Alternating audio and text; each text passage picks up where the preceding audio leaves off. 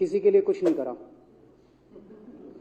अपनी वाइफ के लिए कुछ नहीं करा, अपनी माँ के लिए कुछ नहीं करा, उनके भाई गुजरात में रहते हैं उनके लिए, किसी रिश्तेदार के लिए कुछ नहीं करा, राजनीतिक गुरु के लिए कुछ नहीं किया। वो अपने दोस्त के लिए इतना कुछ करेंगे, ऐसा कैसे हो सकता है? दोस्त पे इतने मेहरबान क्यों हैं? ऐसी भी क्या दोस्ती है? आज के जमाने में कौन कोई भाई के लिए कुछ नहीं करता, दोस्त के लिए कौन करता है? तो मैंने कहा फिर क्या मामला है? कहते आप खुद सोचो, इतना बड़ा क्राइसिस हुआ, हिंडनबर्ग की रिपोर्ट आई, चारों तरफ थू थू हुई, पूरा क्रैश कर गया अडानी ग्रुप। मोदी जी इतने स्वार्थी आदमी हैं कि अगर केवल मामला दोस्ती तक होता तो 2 मिनट में उसको साइड करते और कहते मेरा कोई लेना देना नहीं इससे। अभी भी उसको बचाने में लगे हुए हैं। कभी एसबीआई को कह रहे हैं इसको पैसे दो, आज अखबार में आया पीएफ वालों को भी बोला इसको पैसे दो, सारी एजेंसी अभी भी उसको पूरी तरह से उसको बचाने में लगे हुए हैं। तो मैं भी अचंभे में रह गया कि मामला तो कुछ अलग ही है। क्यों ऐसा भी क्या दोस्त हो गया कि दोस्त डूब रहा है और फिर भी उसको पूरी तरह से, इतना बड़ा पॉलिटिशियन है, पॉलिटिशियन के लिए तो परसेप्शन सबसे इंपॉर्टेंट होती है। कोई आसपास वाला अगर कहीं, वो तो आदमी कह देता है यार मेरे से मिलना बंद कर दियो कल से, वो उसको अभी भी बचाने में लगे हुए हैं। और उसने मेरे को बताया कि, मैंने कहा फिर मामला क्या है? तो कहता है जी अडानी तो केवल फ्रंट है, अडानी में सारा पैसा मोदी का लगा हुआ है। मैंने कहा ये कैसे हो सकता है? ये नहीं हो सकता। कहते हैं अडानी के अंदर सारा पैसा मोदी जी का लगा हुआ है, अडानी केवल फ्रंट है, अडानी तो केवल मोदी जी का पैसा मैनेज करता है, मैनेजर है। उसको 10%, 15%, 20% इतनी कमीशन मिलती है, बाकी सारा का सारा पैसा मोदी जी का लगा हुआ है। अगर कल को जांच हो गई, जेपीसी बैठ गई, ईडी की जांच हो गई, सीबीआई की जांच हो गई, तो अडानी नहीं डूबेगा, मोदी जी डूबेंगे। जिस दिन अडानी डूबा उस दिन मोदी जी डूबेंगे। मैंने कहा यार उनको पैसे की क्या जरूरत है? प्रधानमंत्री जी को, मोदी जी को, उनके ना आगे कोई ना पीछे कोई, उनको क्या पैसे की जरूरत है? तो कहता है सर पैसे की हवस होती है, लत होती है। कहता है इतने दुनिया में इतने बड़े बड़े अमीर आदमी हैं, उनको कोई अब और पैसे की थोड़ी जरूरत है, लगे पड़े हैं सारे, और पैसा और पैसा और पैसा। बोला हवस होती है। बोला जिस दिन अडानी दुनिया का सेकंड रिचेस्ट मैन बना था, अडानी दुनिया का सेकंड रिचेस्ट मैन नहीं बना था, मोदी जी दुनिया के सेकंड रिचेस्ट मैन बने थे। और अब मोदी जी का ख्वाब है, उनका सपना है कि वो दुनिया के रिचेस्ट मैन बनना चाहते हैं। प्रधानमंत्री तो बन गए, वो दुनिया के रिचेस्ट मैन बनना चाहते हैं। फिर उसने मेरे को एक एक करके, मैं बड़ा धीरे धीरे उसकी बातों पे, पहले तो मैं एकदम शॉक हो गया ये कह क्या रहा है कि अडानी के अंदर सारा पैसा मोदी जी का लगा है। फिर वे धीरे धीरे उसने एक एक करके बातें खोल के समझानी चालू की। कहता है मोदी जी श्रीलंका गए, श्रीलंका के राष्ट्रपति राजापाक्सा हैं, राजापाक्सा को मोदी जी ने जबरदस्ती करके वहां का विंड प्रोजेक्ट अडानी को दिलाया। क्यों दिलाया? मैं आप लोगों से पूछना चाहता हूं, आप में से कोई विदेश जाएगा तो वहां की किसी एजेंसी को जबरदस्ती करके अपने भाई को, रिश्तेदार को ठेका दिला के आओगे क्या? ऐसे कोई करता है क्या? मोदी जी ने जबरदस्ती राजापाक्सा के ऊपर प्रेशर डाल के वहां का विंड प्रोजेक्ट अडानी को दिलाया। अडानी को नहीं दिलाया, खुद लिया वो प्रोजेक्ट। वो मोदी जी का प्रोजेक्ट है, वो अडानी का प्रोजेक्ट नहीं है। और ये बात कैसे निकली? वहां का जो बिजली बोर्ड है श्रीलंका का, जैसे अपने यहाँ स्टैंडिंग कमेटी है असेंबली की, पार्लियामेंट की स्टैंडिंग कमेटी है, वैसे उनकी भी पार्लियामेंट की स्टैंडिंग कमेटी होती है। तो वहां पे पार्लियामेंट की, श्रीलंका की पार्लियामेंट की स्टैंडिंग कमेटी ने जब उनके बिजली बोर्ड के चेयरमैन को बुलाया और बोले तूने ये प्रोजेक्ट अडानी को क्यों दिया, तो उसने कहा जी राजापाक्सा साहब ने मेरे को बुलाया था, उन्होंने कहा मोदी जी मेरे पे बहुत प्रेशर डाल रहे हैं कि ये प्रोजेक्ट अडानी को दो। मोदी जी बांग्लादेश गए, बांग्लादेश वालों को बिजली खरीदनी थी, 1500 मेगावाट बिजली 25 साल के लिए। मोदी जी ने वो प्रोजेक्ट भी अडानी जी को दिला दिया। अडानी को नहीं दिलाया, मोदी जी ने वो प्रोजेक्ट खुद लिया। 25 साल तक 1500 मेगावाट बिजली खरीदने का प्रोजेक्ट बांग्लादेश का, वो भी मोदी जी ले आए अपने नाम पे। इजराइल गए, इजराइल के साथ भारत ने कई सारे रक्षा सौदे किए, रक्षा सौदे, वो सारे के सारे रक्षा सौदे अडानी को दे दिए। अडानी को नहीं दिए, मोदी जी ने खुद लिए। अभी 2-3 साल पहले 6 एयरपोर्ट की नीलामी हुई प्राइवेटाइजेशन के लिए, सरकार ने उनकी नीलामी करी, भाई प्राइवेट प्लेयर आके लो। उसमें एक कंडीशन थी कि उसी को दिया जाएंगे ये एयरपोर्ट जिसने पहले एयरपोर्ट का काम कर रखा है। हर सरकारी ठेके में होती है, हम सड़क बनाते हैं, कहते हैं भाई सड़क, जिसको ठेकेदार को सड़क बनाने का एक्सपीरियंस है उसी को दिया जाएगा। हम बिल्डिंग बनाते हैं, हम कहते हैं भाई ये पानी के वाटर ट्रीटमेंट प्लांट लगाते हैं, हम कहते हैं भाई जिसने WTP वाटर ट्रीटमेंट प्लांट इतने लगा रखे हैं उसी को दिया जाएगा। हम सीवेज ट्रीटमेंट प्लांट बनाते हैं, हम कहते हैं जिसको 20 साल का एक्सपीरियंस है, 15 साल का है, उसी को। इसमें भी ये कंडीशन थी कि जिसने इतने साल तक एयरपोर्ट चलाने का काम कर रखा उसी को दिया जाएगा। अब अडानी ने तो कर नहीं, मोदी जी ने तो कर नहीं रखा था, अडानी ने तो कर नहीं रखा था, तो क्या करते, आखिरी मोमेंट पे वो कंडीशन हटा दी गई, बोले कोई एक्सपीरियंस की जरूरत नहीं है। 6 एयरपोर्ट नीलामी पे थे, 6 के 6 एयरपोर्ट अडानी को दे दिए, अडानी को नहीं दिए, मोदी जी ने वो खुद 6 के 6 एयरपोर्ट खुद अपने नाम कर लिए।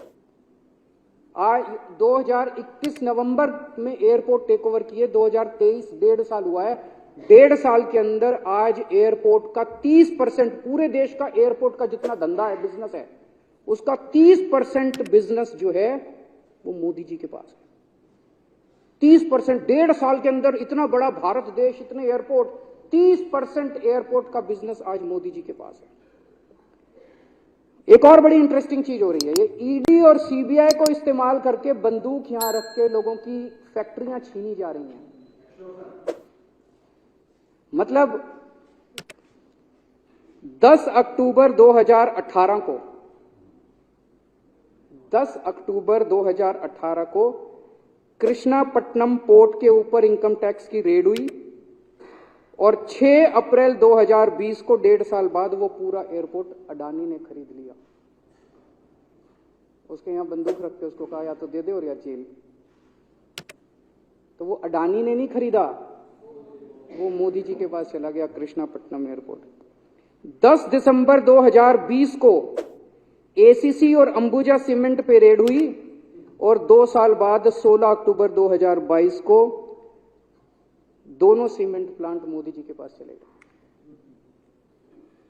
2020 जुलाई को मुंबई एयरपोर्ट का मालिक था जीवीके, उसके ऊपर सीबीआई और ईडी की रेड हुई, एफआईआर हुई और 1 महीने बाद मुंबई एयरपोर्ट जो है वो मोदी जी के पास चला गया, अडानी के पास चला गया। तो ईडी और सीबीआई पे रेड कराते हैं, उसको धमकाते हैं फैक्ट्री वाले को, कंपनी वाले को कि या तो जेल जा और या तेरी फैक्ट्री हमको दे दे।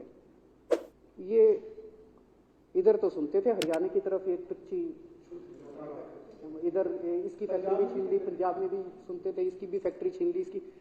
पूरे देश के अंदर ये इतनी गुंडागर्दी मची पड़ी है कि ईडी की रेड करा देते हैं, सीबीआई की रेड करा देते हैं, यहां बंदूक रखते हैं और कहते हैं या तो फैक्ट्री दे दे और या जेल जा। ये क्या चल क्या रहा है इस देश के अंदर। इन्होंने अभी थोड़े दिन पहले ऑर्डर निकाला कि सारे जितने पावर प्लांट हैं, जितनी राज्य सरकारें हैं, पंजाब सरकार की हमारी जो सरकार है उनके पास भी ऑर्डर आया, सारी सरकारों को जितना उनका कोयले की रिक्वायरमेंट है उसमें से 10% कोयला इंपोर्टेड इस्तेमाल करना पड़ेगा। और इंपोर्ट केवल मोदी जी करते थे, अडानी करता था। तो इसका मतलब आपको 10% अपना कोयला कंपलसरी, जरूरत नहीं है आपको कोयले की, लेकिन 10% कोयला आपको अडानी से खरीदना पड़ेगा। हमारे देश का कोयला 2000 रुपए टन है, इंपोर्टेड कोयला 20,000 रुपए टन है। 10 गुना दाम के ऊपर आपको अडानी से यानी कि मोदी जी से कोयला खरीदना पड़ेगा। इन्होंने सुप्रीम कोर्ट का एक और, जब कोयला घोटाला हुआ था अपने देश के अंदर, तो सुप्रीम कोर्ट ने आदेश दिया था कि अब कोयले की खदानें किसी भी प्राइवेट वाले को नहीं दी जाएंगी, सारी खदानें सरकारें। तो इन्होंने कुछ खदानें राजस्थान सरकार को दे दी, कुछ खदानें छत्तीसगढ़ सरकार को, कुछ खदानें पंजाब सरकार को, सरकारों में बांट दी। बाकी पूरे देश में केवल राज्य सरकारों के पास खदानें हैं। केवल अडानी के केस में उन्होंने एक्सेप्शन करके अडानी को कोयले की खदानें दे दी और उसमें भी ऑर्डर कर दिया कि 4000 कैलोरी से कम वाला कोयला जो है उसको रिजेक्टेड माल माना जाएगा, जबकि वो सबसे अच्छा कोयला माना जाता है। और वो रिजेक्टेड माल इसको फ्री में मिलता है। तो कम से कम 2800 करोड़ रुपए का कोयला हर साल फ्री में मोदी जी ले जाते हैं।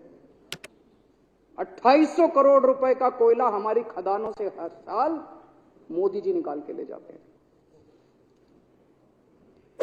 2014 में, अभी जो अतिशी जी ने कहा, 2014 में अडानी जी की यानी कि मोदी जी की जायदाद 50,000 करोड़ की थी।